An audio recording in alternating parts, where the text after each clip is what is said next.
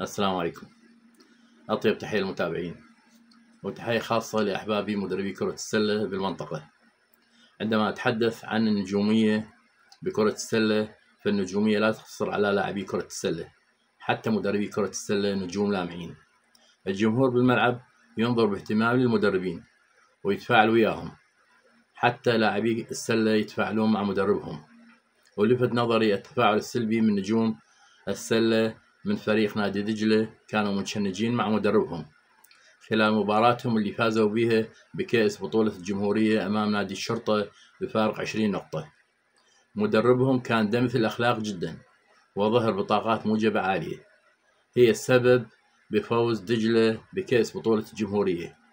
وهذا اللي أقصد به عندما أتحدث وأقول أن النجوم من اللاعبين والمدربين لكي تلمع نجوميتهم عليهم بامتلاك طاقات موجبة أثناء التمرين وأثناء المنافسة بالمباريات، ومنها التعاطي بأخلاق طيبة وبلطف وطيب مع الفريق المنافس ومع المدرب، لأن هذه بعض المزايا اللي تعزز التفوق بالمنافسات. ولعلمكم أنا أتحدث عن الطاقات باهتمام بالغ جدا، وهناك قلة قليلة من المدربين بالعالم يهتمون بها، وهي ركيزة من ركائز التفوق اللي تحدثت بها مع مدربين خارج العراق وبعض العراقيين. وأطيب تحية.